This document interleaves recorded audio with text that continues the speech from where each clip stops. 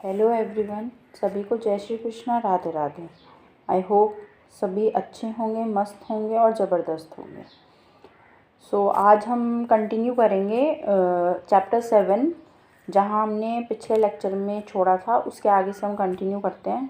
तो आज का हमारा जो लेक्चर का टॉपिक रहने वाला है वो है हमारा ह्यूमन ब्रेन। ठीक है, तो हम पहले वाले लेक्चर में बेसिक इंट्रोडक्शन और नर्व एक्शन, रिफ्लेक्स आर्ट तक का हम कंप्लीट कर चुके हैं। तो चलते हैं, हम आगे कंटिन्यू करते हैं। और जिसने भी अभी तक पुराना वीडियो नहीं देखा है तो वो जाके उसको एक बार ज़रूर देखें। और जिसने अभी तक चैनल को लाइक, शेयर एंड सब्सक्राइब नहीं किया है और बेल आइकन प्रेस नहीं किया है तो वो करना ना भूलें। तो चले हम लेट्स स्टार्ट।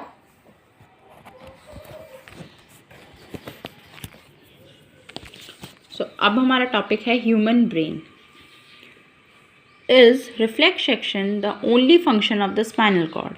जो रिफ्लेक्स सेक्शन है वो ही स्पाइनल कॉर्ड का ओनली फंक्शन है क्या? ये बात ये बोलना चाह रहा है। Obviously not, since we know that we are thinking beings. क्योंकि हमें पता है कि हम कैसे बीइंग्स हैं। थिंकिंग हमारा सोचने का ही काम है। हम इवन बैठे बैठे कुछ सोचने लग जाते हैं कि क्या होगा। अनइवनली हमारे दिमाग में कुछ थॉट्स चलते रहते हैं। तो spinal cord is made up of nerves which supply information to think about. तो स्पाइनल कॉर्ड का क्या काम है कि वो बहुत सारे नर्व से मिल के बनी होती है, जो कि इन्फॉर्मेशन को सप्लाई करने के काम आती है एक प्लेस से दूसरी प्लेस पर।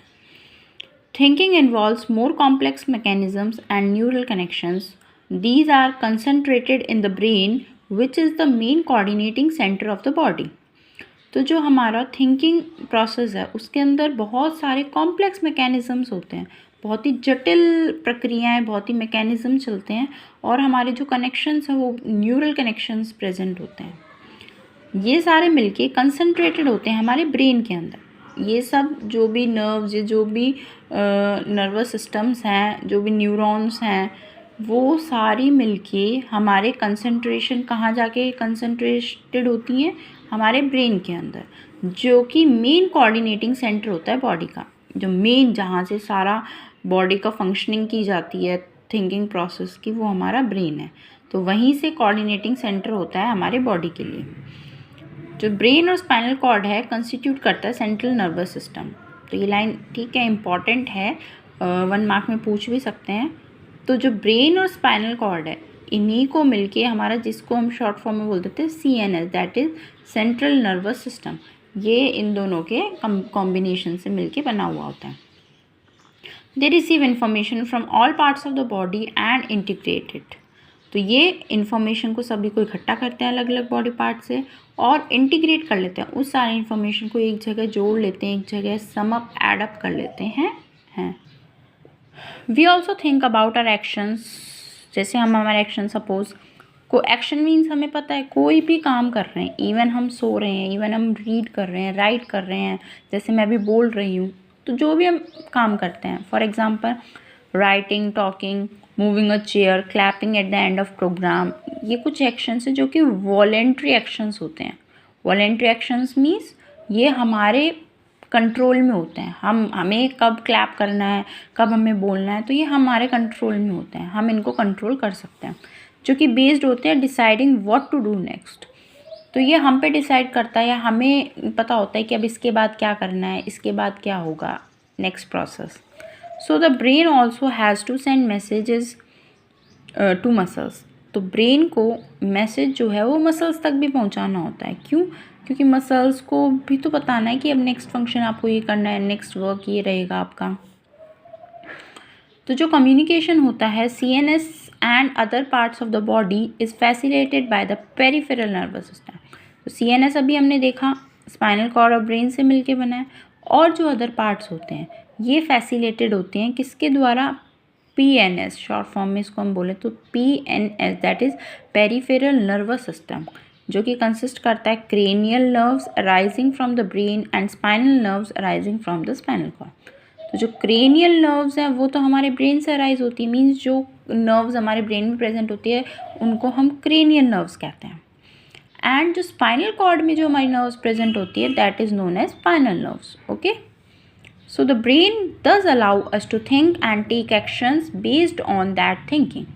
तो ब्रेन अलाउ करता है कोई भी चीज़ को थिंक करने के लिए, सोचने के लिए, उसके ऊपर विचार करने के लिए, और फिर उसके अकॉर्डिंग जो हमने थिंकिंग किया है, जो थॉट प्रोसेस है ना, उसके अकॉर्डिंग वो एक्शन लेता है, उसके अकॉर्डिंग वो वर्क करता है. As you will expect, this is accomplished through a complex design with different parts of the brain responsible for integrating different inputs and outputs. तो आप एक्सपेक्ट करेंगे, अनुमान लगाएंगे, अंदाज़ा लगाएंगे कि ये जो एकम्पलिश्ड होता है, ये कैसे एकम्पलिश्ड होता है. एक कॉम्प्लेक्स डिज़ाइन, बहुत ही जटिल कॉम्प्लिकेटेड डिज़ाइन फॉर्म करता है, जिसके अंदर अलग अलग बॉडी पार्ट्स या अलग अलग जो ब्रेन के पार्ट हैं वो रिस्पॉन्सिबल होते हैं, इंटीग्रेट उन सब को मिलके अलग अलग इनपुट एंड आउटपुट प्रोसेसेस किए जाते हैं. तो हमें ब्रेन के बेसिकली पता होंगे, नहीं भी पता तो पता होना चाहिए कि ब्रेन के बेसिकली 3 मेन पार्ट्स होते हैं, जैसे that is number 1 fore brain, number 2 mid brain and number 3 hind brain. Hind भी हाइंड भी बोल सकते हैं, नो इशू. तो ये 3 बेसिकली मेजर पार्ट होते हैं ब्रेन के. अब हम एक एक का देखेंगे one by one. The fore brain is the main thinking part of the brain. जो फोर ब्रेन है, फॉर हेड बोल दो, फॉर हेड मीन्स फॉरवर्ड, आगे वाला जो ब्रेन का पार्ट है उसको हम बोलेंगे फोर ब्रेन. वो हमारा मेन थिंकिंग पार्ट होता है ब्रेन का. ठीक है, तो कोई 1 मार्क्स में आपसे पूछ ले कि मेन पार्ट या main thinking part, which is the main thinking part of the brain, so you have to answer it forebrain. It has regions which receive sensory impulses from various receptors. Separate areas of the forebrain are specialized for hearing, smell, sight and so on. ये वो इसमें वो reason होता है जो कि sensory impulses को receive करता है अलग अलग रिसेप्टर्स से. उस दिन भी हमने देखे थे मेन हमारे 5 सेंस ऑर्गन होते हैं, उसके अकॉर्डिंग हमारे 5 मेन रिसेप्टर्स होते हैं मेनली. बाकी भी होते हैं लेकिन मेन हमारे उसके अकॉर्डिंग होते हैं. सो अलग अलग एरियाज़ होते हैं फोर ब्रेन के, जो कि हमारे जैसे हियरिंग का अलग काम कर रहा है, स्मेल, साइट, ये वही है जो मेन 5 सेंस ऑर्गन से उनके फंक्शंस. तो उसके लिए हमारे अलग अलग एरियाज स्पेशलाइज्ड होते हैं हमारे फोर ब्रेन के पार्ट में, जो इन हियरिंग, स्मेल, साइट, इनके डिटेक्शन का या इनके लिए पर्टिकुलर फंक्शन करते हैं. There are separate areas of association where this sensory information is interpreted by putting it together with information from other receptors as well as with information that is already stored in the brain. Means ये line ये बोलना चाह रही है कि हमारे अलग अलग सेपरेट एरियाज़ होते हैं एसोसिएशन के, जहाँ पे ये सेंसरी इन्फॉर्मेशन इंटरप्रेटेड होते हैं, ले जाए जाते हैं. ये जो बेसिकली 5 सेंस ऑर्गन हैं, इनके जो फंक्शंस हैं उसके लिए अलग अलग प्लेसेस डिफाइंड होती हैं. उसके अकॉर्डिंग वहाँ पे वो रिसेप्टर्स फंक्शन करते हैं, उनको लेके जाते हैं, और साथ में जो इन्फॉर्मेशन ऑलरेडी हमारे ब्रेन में स्टोर्ड है वो दोनों मिलके उसके अकॉर्डिंग एक्शन लेते हैं. फॉर एग्ज़ाम्पल, सपोज़ हमारे आई में कुछ प्रॉब्लम हो गई या कोई चोट लग गई, तो हमारे आई के जो रिसेप्टर्स हैं वो फंक्शन लेके या वो अपना मैसेज लेके ब्रेन तक जाएंगे, फोर ब्रेन तक. और फोर ब्रेन में भी जहाँ पे आई का जो पर्टिकुलर डिफाइंड पोजीशन है वहाँ पे, तो वहाँ पे उसके अकॉर्डिंग इंटरप्रिटेशन किया जाएगा. और साथ में जो इन्फॉर्मेशन ऑलरेडी हमारे ब्रेन में स्टोर्ड है उसको की हेल्प लेते हुए भी इंटरप्रिटेशन किया जाएगा. और फिर दोनों के मैसेज और जो पहले से जो इन्फॉर्मेशन स्टोर थी उसके अकॉर्डिंग एक्शन लिया जाएगा. Okay, understood. So based on all this, a decision is made about how to respond and the information is passed on to the motor areas which control the movement of voluntary muscles. तो उसके according एक decision लिए जाते हैं, जो interpretation जो message लेके आए हैं और जो पहले से स्टोर था उनके बेसिस पे डिसीज़न लिया जाएगा कि कैसे हमें रिस्पॉन्ड करना है उस सिचुएशन या उस एक्शन के अगेंस्ट. और इन्फॉर्मेशन जो है वो पास्ड होता है मोटर एरियाज़ में, जो कि कंट्रोल करते हैं किसका, movement of voluntary muscles. Voluntary muscles means जो हमारे कंट्रोल में है। फॉर एग्जांपल हमारी लेग मसल्स जो और भी होती हैं, बाकी इसमें एग्जांपल के लिए लेग मसल्स बता रखी हैं। However, certain sensations are distinct from seeing or hearing. For example, how do we know that we have eaten enough? तो ये कुछ सेंसेशंस होते हैं जिससे जो अलग होते हैं हमारे सुनने और देखने से।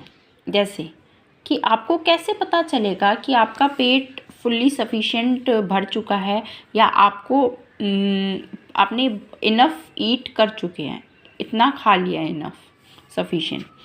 तो उसके लिए क्या होगा, sensation of feeling full.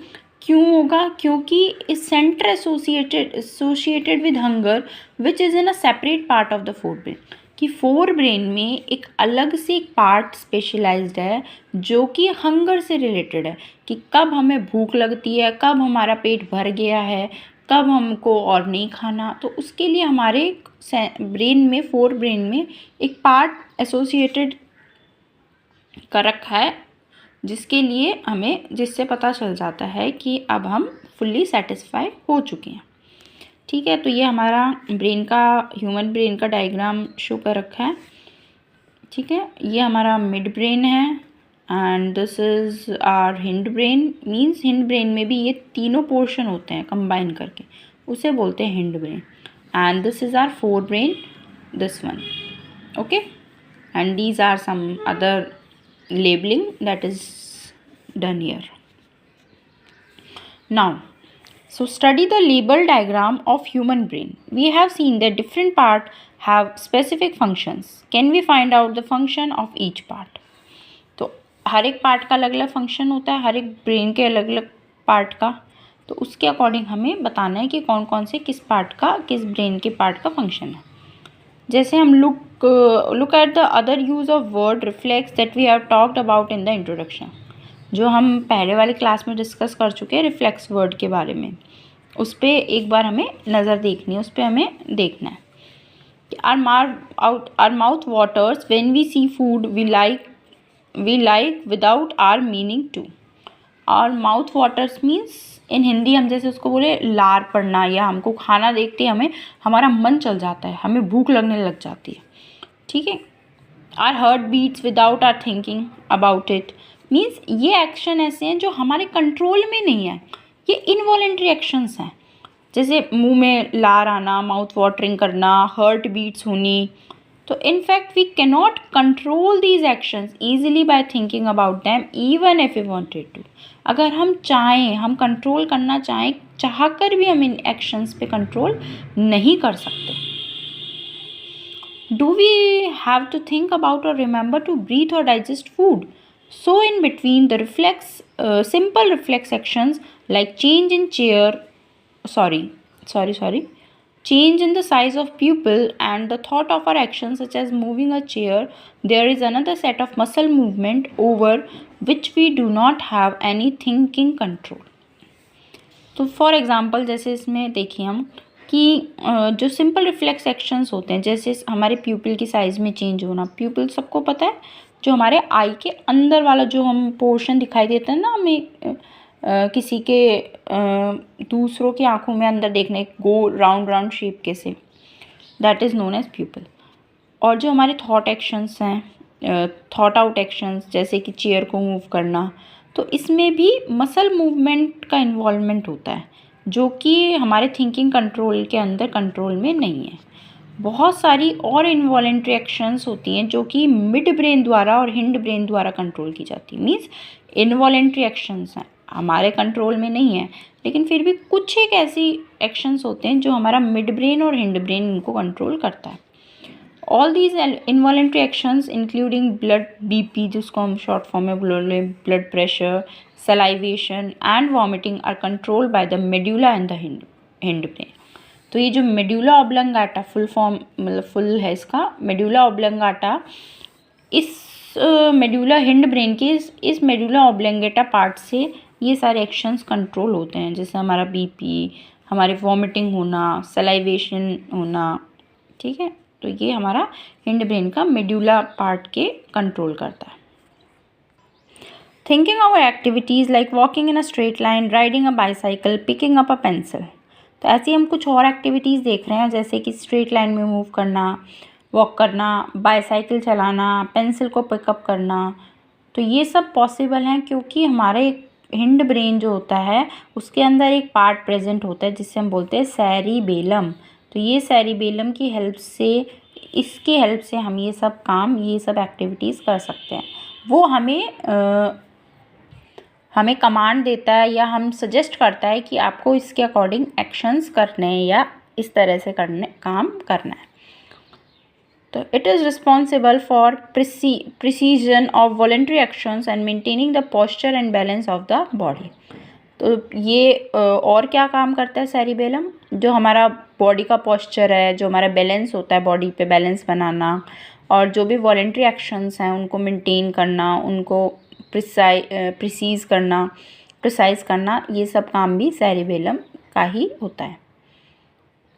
Imagine करो कि अगर ये सारी इवेंट्स फेल हो जाएं प्लेस लेने में, if we were not thinking about it, अगर हम नहीं सोच रहे हों या हमारा थिंकिंग माइंड वर्क नहीं कर रहा हो, तो आप सोच के देखो कि और ये सारे इवेंट्स फेल हो जाएं तो हमारी बॉडी का क्या होगा। सो अब हमें नेक्स्ट देखना है, how are these tissues protected, कि हम इनको कैसे प्रोटेक्ट कर सकते हैं, कैसे हम इनको बचा सकते हैं। A delicate organ like the brain, which is so important for a variety of activities, needs to be carefully protected. हमारा बहुत ही डेलिकेट, सेंसिटिव, ठीक है, बहुत ही सॉफ्ट ऑर्गन बोल सकते हैं हम, ब्रेन जैसे कि, उसको हमें बहुत सावधानी से या बहुत प्रोटेक्शन की नीड होती है। क्यों? अगर हमारे ब्रेन को थोड़ा सा भी डैमेज हो गया, अगर गलती से भी कहीं उसके कोई चोट लग गई, तो हमारे पूरा बॉडी का, क्योंकि हमारा बॉडी का कंट्रोल ही पूरा ब्रेन के पास है, तो फिर उसके ऊपर अगर कुछ हो गया तो हमारी बॉडी का जो बैलेंस है वो डिस्टर्ब हो जाएगा, फंक्शनिंग डिस्टर्ब हो जाएगी। For this the body is designed so that the brain sits inside a bony box. तो इसलिए हमारी जो बॉडी है वो इस तरह से डिज़ाइंड है, इस तरह से बनाई गई है कि जो हमारा ब्रेन है वो एक बोनी बॉक्स, एक बोन का जो एक बॉक्स सा है, उसके अंदर उसको फिट कर रखा है, उसके अंदर हमने उसको बिठा रखा है। तो उस बॉक्स के अंदर जो ब्रेन है उसके अंदर एक फ्लूइड फिल्ड बलून प्रेजेंट होता है, कंटेनिंग करता है, जो कि फर्दर शॉक एब्जॉर्प्शन, कोई शॉक लग गया, कोई झटका लग गया, उसको एब्जॉर्व कर लेता है। वो बोनी बॉक्स के अंदर जो फ्लूइड है, जो लिक्विड पार्ट है, उसको एब्जॉर्व कर लेता है, वो उस तक चोट नहीं पहुंचने देता। For example, if you run your head down the middle of your back, हल्का सा पीछे थोड़ा अपने हाथ को मूव करोगे तो आप फील करोगे, महसूस करोगे एक हार्ड बम्पी स्ट्रक्चर, मीन्स थोड़ा उभरा हुआ, बाहर निकला हुआ एक थोड़ा बम्पी सा स्ट्रक्चर प्रेजेंट होता है आपकी बैक साइड में। इसको हम बोलते हैं वर्टिब्रल कॉलम या फिर बैकबोन, जिसे रीढ़ की हड्डी बोलते हैं, जो कि किसके द्वारा प्रोटेक्शन की जाती है? हमारे स्पाइनल कॉर्ड के अंदर वो रीढ़ की हड्डी प्रेजेंट होती है, उसके अंदर वो प्रोटेक्ट होती है। और हमारा जो ब्रेन है वो भी एक बोनी बॉक्स के अंदर प्रोटेक्शन रहता है, जिसको हम स्कल बोलते हैं। ओके, तो स्कल या क्रेनियम जो होती है उसके अंदर हमारा ब्रेन जो है वो प्रोटेक्टेड रहता है, और उसके अंदर फ्लूइड प्रेजेंट होता है, जिसकी वजह से उसको शॉक होने से, शॉक लगने से उसको प्रिवेंट करता है, उसको बचाता है। Okay, how does the nervous tissue cause action, कि जो हमारा नर्वस टिश्यू है उसके अंदर एक्शन कैसे होते हैं, वो कैसे एक्शन कॉज करता है। So far we have been talking about nervous tissue and how it collects information, sends it around the body, processes information, makes decision based on information and conveys decisions to muscles for action. तो हम पढ़ चुके हैं कि जो हमारा nervous tissue है वो कैसे मैसेज को कलेक्ट करता है, कैसे उसको वापस से बॉडी के अंदर भेजता है, कैसे इन्फॉर्मेशन प्रोसेस करता है, और कैसे वो उसके अकॉर्डिंग डिसीज़न लेता है, और डिसीज़न लेके फिर वो वापस से उसको मसल्स के हेल्प से उसको भेजता है आगे। या दूसरे वर्ड्स में हम बोलें तो जब जो एक्शन या मूवमेंट परफॉर्म्ड हुआ है, कब हुआ? और मसल टिश्यू ने फाइनल जॉब क्या किया या कैसे वो उसको फाइनली रिस्पॉन्ड कर रही है। एनिमल मसल्स कैसे मूव होती है, कब एक नर्व इम्पल्स जो है वो मसल तक पहुंचता है और जो मसल फाइबर मस्ट मूव, फिर मसल फाइबर को मूव करना ही पड़ता है। तो कैसे एक मसल सेल मूव करती है, तो इन सब क्वेश्चंस के आप सिंपली आंसर देखिए। तो जो सिंपलेस्ट नोशन है of movement at the cellular level is that muscle cells will move by changing their shape, means वो अपनी शेप चेंज करके मूव करती हैं जो मसल सेल्स होती हैं, ताकि वो शॉर्टन हो सके, छोटी हो सके, सिकुड़ सके वो थोड़ी सी, उसके अकॉर्डिंग वो अपनी शेप चेंज करती है और फिर धीरे धीरे आगे मूव करती है। तो अब हमारा इससे नेक्स्ट क्वेश्चन, इसी में से हमारा अगला क्वेश्चन निकल के आया कि वो मसल्स अपनी शेप चेंज कैसे करती हैं। तो इस क्वेश्चन का आंसर हमारे केमिस्ट्री ऑफ सेलुलर कंपोनेंट में प्रेजेंट है, जो कि ये कहता है कि जो मसल सेल्स होती हैं उसके अंदर कुछ स्पेशल प्रोटीन प्रेजेंट होते हैं जो कि उसकी शेप को और उसकी अरेंजमेंट जो होती है सेल की, उस दोनों को चेंज करने में हेल्प करता है और रिस्पॉन्स करते हैं फिर वो नर्वस इलेक्ट्रिकल इम्पल्सेस। जो भी इलेक्ट्रिकल इम्पल्सेस जनरेट होते हैं उन इम्पल्सेस के अगेंस्ट वो लोग रिस्पॉन्ड करते हैं। आया बात समझ में? When this happens, new arrangement of these proteins give the muscle cells a shortened form. तो जब ये सब होता है, जब वो रिस्पॉन्ड करने के लिए होती हैं, तो जो प्रोटीन्स होते हैं वो उसको एक नई शेप दे देते हैं, नया उसको अरेंजमेंट दे देते हैं और जिसकी वजह से वो शॉर्टन हो जाती हैं, छोटी हो जाती हैं। रिमेंबर करो जब आपने मसल टिश्यू पढ़े थे क्लास 9th में, तो अलग अलग काइंड की मसल्स थी, आपके स्ट्रेटिएटेड थी आई थिंक, और कॉल्यूमिनर थी, ठीक है, सिलिएटेड थी, ऐसी बहुत सारी आपके मसल्स थी प्रेजेंट थी। Such as voluntary muscles and involuntary, दोनों टाइप की प्रेजेंट होती हैं, जो हमारे कंट्रोल में है और जो हमारे कंट्रोल में नहीं है। Based on what we have discuss so far, what do you think the difference between these would be. तो अब तक हमने जो पढ़ा है, डिस्कस किया है, तो उनके बीच में आपको डिफरेंस बताना है। तो किन के बीच में? वॉलेंट्री मसल्स और इनवॉलेंट्री मसल्स के बीच में। ओके, तो जो हमारे कंट्रोल में है वो वॉलेंट्री, जो हमारे कंट्रोल में नहीं है वो इनवॉलेंट्री। ओके, तो आई होप यहाँ तक आपको ये चैप्टर समझ आ गया होगा। तो आज हमने चैप्टर का सेकंड पार्ट कंप्लीट किया है, जो कि हमारा था ह्यूमन ब्रेन। ठीक है, अब मैं ये क्वेश्चंस आपको इनकी हिंदी एक्सप्लेन कर देती हूँ और इनके आंसर्स मैं आपको दे देती हूँ, प्रोवाइड करवा देती हूँ। तो आप वीडियो को पॉज करके या तो राइट डाउन कर सकते हैं या फिर आप इनका स्क्रीनशॉट ले सकते हैं। ओके, ये देखिए ये नोट्स हैं, तो एक बार आप इन पे गो थ्रू कर लीजिए यहाँ से। तो इनके स्क्रीनशॉट ले लीजिएगा, किसी को स्क्रीनशॉट लेना हो तो। ये नर्वस सिस्टम के हैं। Okay, then this one human nervous system, cell body की definition, dendrite, axon, reflex action, reflex arc, फिर need for reflex action, forebrain, CNS, central nervous system. ये आपके अलग अलग लोब्स हैं, parietal, temporal, frontal, occipital, midbrain, hindbrain, spinal cord. ठीक है, तो आप इनके स्क्रीनशॉट ले लीजिए। Then this is autonomic nervous system. Okay, ये 5 क्वेश्चंस आपके इस बुक में हैं, तो इनके आपके ये आंसर्स प्रोवाइड कर रही हूँ मैं। ठीक है, तो यहाँ तक आपके 5। तो फर्स्ट है what is the difference between reflex action, कि रिफ्लेक्स एक्शन और वॉकिंग में डिफरेंस क्या है, तो वो दोनों डिफरेंस आपको एक्सप्लेन कर देना है। क्या होता है जब एक सिनेप्स पे दो न्यूरॉन के बीच में, तो अपन को पता है वो उनका जो केमिकल में इलेक्ट्रिकल में चेंज होना, इलेक्ट्रिकल केमिकल जो ये चेंज होते हैं, तो वो उनका चेंज हो जाता है। ओके, एक न्यूरॉन से डेंड्राइट के बीच में जाते हैं तो इम्पल्स जनरेट होता है और फिर ये चेंज होता है एक एंड पे, कौन सा पार्ट है जो मेंटेन करता है पोस्चर और इक्विलिब्रियम? ईजी है सेरिबेलम। कैसे हम अगरबत्ती की जो स्मेल है उसको डिटेक्ट कर लेते हैं? तो हमारी नोज़ में कौन से रिसेप्टर्स प्रेजेंट होते हैं? ऑल्फैक्टरी। ओके, और फोर ब्रेन के अंदर प्रेजेंट होता है ये, तो उस फोर ब्रेन के रिसेप्टर से स्मेल वहाँ तक डिटेक्ट की जाती है। ब्रेन का क्या रोल है रिफ्लेक्स एक्शन में? इम्पॉर्टेंट क्वेश्चन नहीं है, ठीक है, तो इसको भी आप एक बार रीड आउट कर लेना। ओके, सो आई होप आपको इजी समझ में आ रहा होगा।